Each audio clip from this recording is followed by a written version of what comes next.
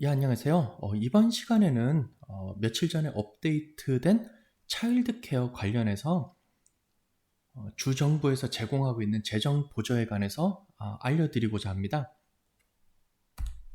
예, 4월 16일 날짜로 TWC에서 새로 업데이트가 나왔는데요. 이 내용은 우선 차일드 케어를 검색하고 찾을 수 있는 이 프론트라인 차일드 케어라는 웹사이트를 새로 만들었습니다. 따라서 이 웹사이트를 통해서 본인 근처에 어떤 차일드 케어가 있는지, 이 차일드 케어에 내 아이의 나이에 맞는 그 자리가 있는지 등을 검색할 수 있게 해놨습니다. 즉, 현재 일을 하고 있는 이센셜 워커분들을 위한 차일드 케어 시스템인데요. 다음 슬라이드에서 조금 더 자세하게 설명을 드리겠습니다.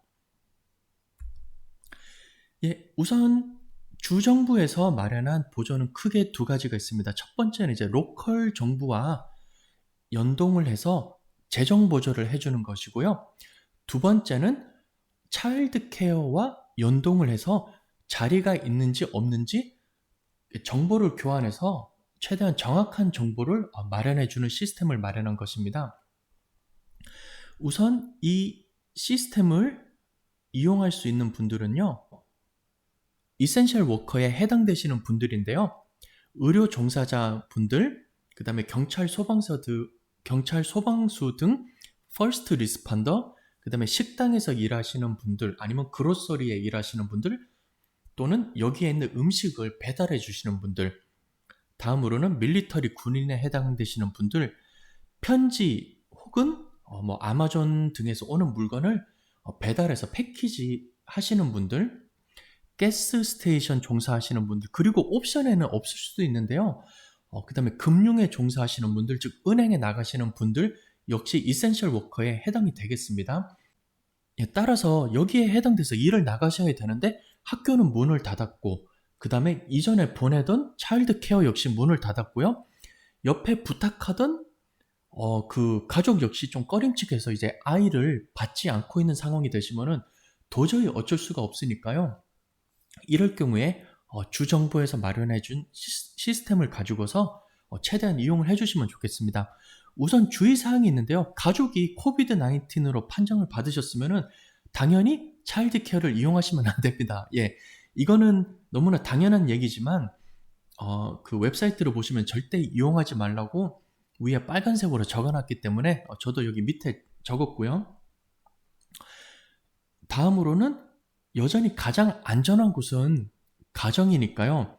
가족, 친척 혹은 친구가 차일드 케어를 하는 것이 가능하다면 최대한 이것을 이용하도록 권장하고 있습니다. 예, 다음으로는요. 이 소득에 따라서 승인 여부가 결정이 날 수도 있습니다. 즉 미디언 인컴이라고요. 즉 주정부에서 통계를 내서 가족 인원 수별로 그 소득의 중앙값을 잡아놨습니다. 즉 에버리지, 즉 평균이 아니라 중앙값이니까 조금 다른데요. 여기에 50% 금액을 더해서 이 금액 아래에 있어야지 신청 가능성이 높아진다고 되어 있거든요. 그래서 우선 이 금액이 어떻게 되는지 직접 웹사이트에 가서 보여드리면서 알려드리도록 하겠습니다.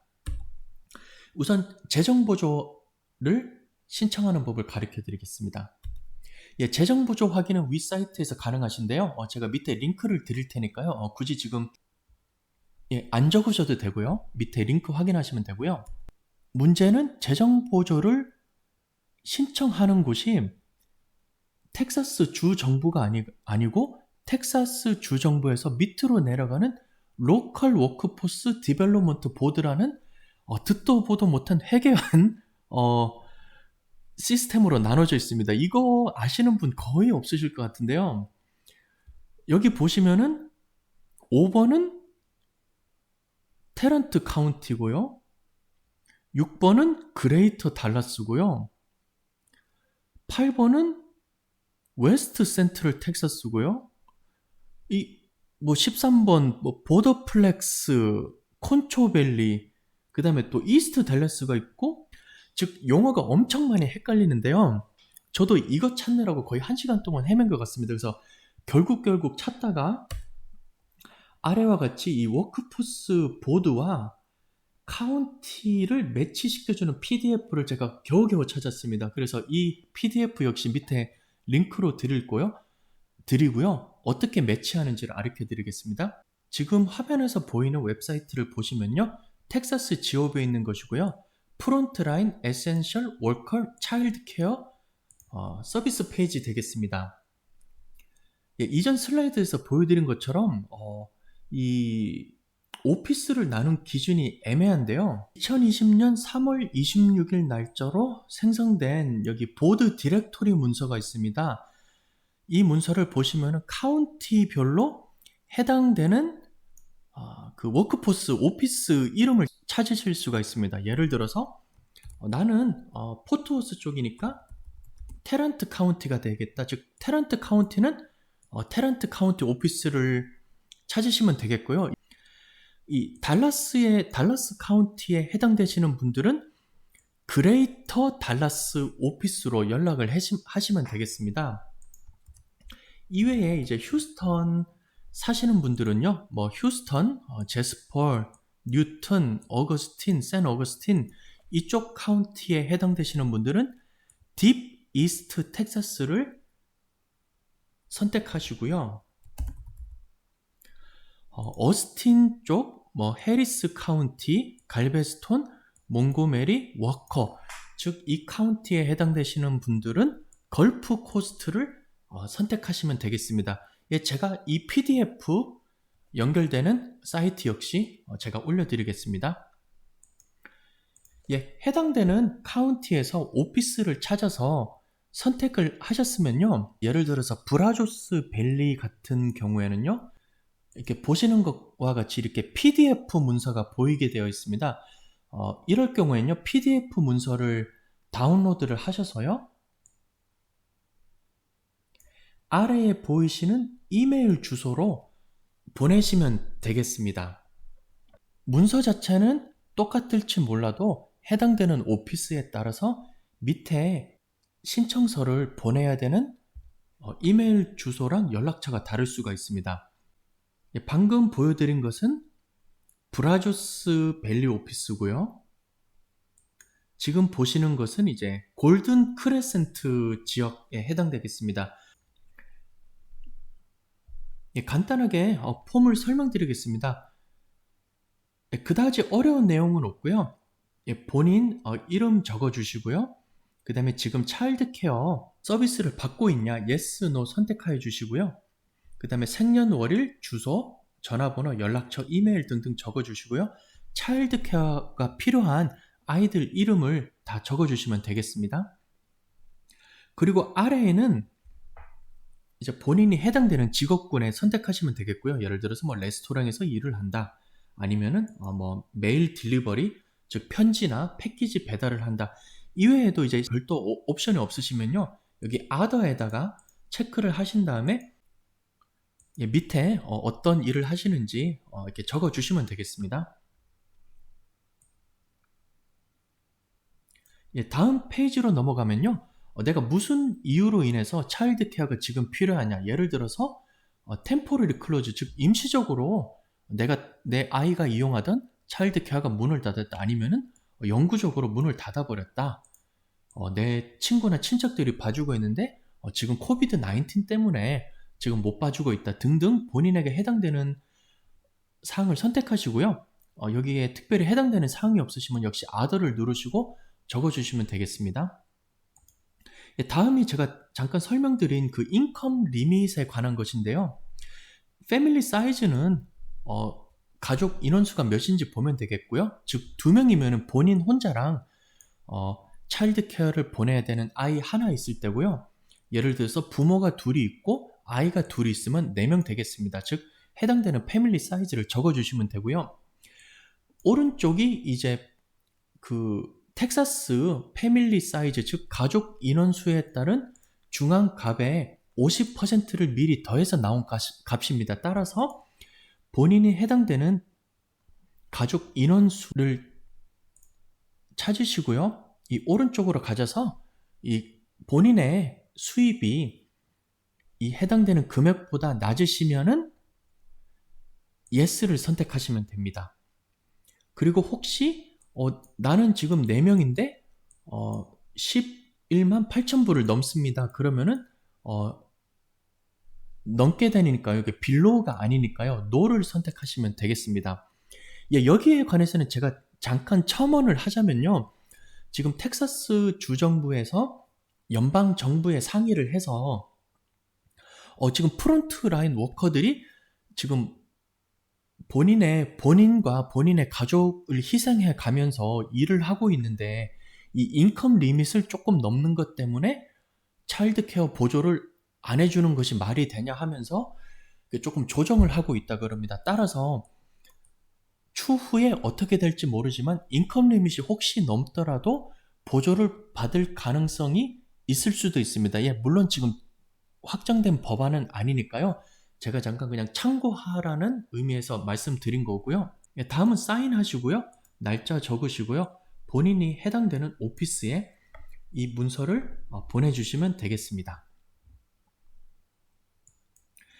예, 또한 이게 오피스에 따라서 클릭을 하시면은 이 PDF 문서가 안 나오고 그림에서 보이는 것 같이 차일드 케어 서비스라고 하면서 이렇게 웹페이지가 나올 수도 있습니다. 이럴 때는 예, 클릭을 하시고요. 예, 이렇게 알라모 같은 경우에는 이렇게 따로 웹페이지가 나와서 예, 직접 이렇게 클릭 하셔서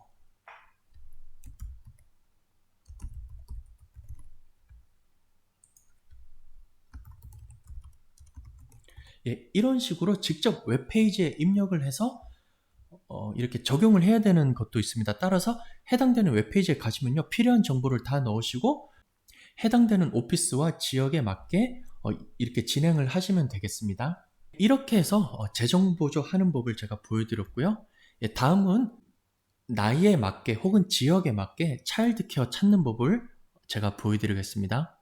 4월 16일 날짜에 보시면은요, 뉴스 사이트, 즉 프론트라인 차일드 케어 텍사스.gov라는 사이트를 새로 만들었다고 합니다. 예, 클릭을 하면요, 예, 프론트라인 차일드 케어라는 웹사이트가 나오고요. 다음으로 넘어가서 프론트라인 차일드 케어 사이트를 처음으로 가시면요, 서치 화면이 나오고요. 최대한 지금 이센셜 워커, 즉 프론트 라인에서 일하시는 분들을 위해 마련해 놨다고 되어 있습니다. 윗글에 동의하시면 클릭을 하시고요. 아래로 스크롤 다운합니다. How old are the children that need care? 즉 차일드 케어에 보내야 되는 아이들의 나이를 입력하라고 되어 있는데요. 해당되는 칸에 클릭을 하시면 되겠습니다. 예, 저 같은 경우는 샘플로 인펀트 에이지, 즉 0개월에서 18개월까지 되는 어린아이고요. 그 다음에 3살에서 5살짜리 되는 프리스쿨 아이가 있는 케이스를 하겠습니다. 차일드 케어 장소를 찾는 법은 집 코드를 찾거나 집 근처를 찾거나 직장 근처를 찾는 법이 있습니다. 예, 간단하게 집 코드로 찾는 법을 해보겠습니다. 집 코드를 치시고요. 예, 75063 간단하게 어빙으로 샘플을 들겠습니다. 스타트 서치 하시고요. 예, 입력을 하시면은 아이의 나이와 입력한 주소에 따라서 이렇게 리스트가 나오고요. 오른쪽엔 지도가 나와서 대략적인 위치를 알아보실 수가 있습니다. 예, 첫 번째 그냥 샘플로 보면요. 키스라는 차일드 케어가 있고요. 파이낸셜 에이드가 가능하다고 합니다. 즉 재정 보조가 가능하고요. 리뷰는 뭐 4 out of 4니까 뭐 좋은 리뷰를 받았고요. 예, 자리를 보면요. 지금 인펀트 즉 0개월에서 18개월짜리 아이가 들어갈 수 있는 스팟 즉 자리가 있고요. 3살에서 5살짜리 즉 프리스쿨 아이가 들어갈 수 있는 자리 역시 있습니다. 예, 이럴 경우에는 저는 이 차일드 케어를 선택하면은 좋겠죠. 그리고 혹시 만약에 나이에 따라서 이렇게 검색을 했는데 지금 어린아이는 받아줄 수가 없지만 지금 프리스쿨 다니는 아이는 받아줄 수가 있다라고 이런 식으로 옵션이 나올 수도 있습니다. 이럴 때는 조금 더 이렇게 검색을 해보셔서요. 해당되는 곳에 본인이 가장 마음에 드는 곳으로 이렇게 선택을 해주시면 되겠습니다. 추가로 이렇게 클릭을 하시면요. 전화번호도 나오고요. 그 다음에 인스펙션 리포트 등들도 나오니까요. 이렇게 확인을 해보시면 되겠습니다. 이번 시간에는 이센셜 워커이시기 때문에 일을 나가셔야 되고, 하지만 학교나 차일드 케어가 문을 닫아서 어려움을 겪으시는 분들에 위해서 제가 이 차일드 케어 정보를 마련해 봤습니다. 정말 이 어려운 시기에도 계속해서 나가셔서 일을 하시는 분들 다시 한번 고맙다는 말씀을 드리고요. 개인적으로 이제 제 아내도 간호사기 때문에 나가서 계속해서 일을 하고 있습니다. 정말 너무 고생 많이 하고 있고요.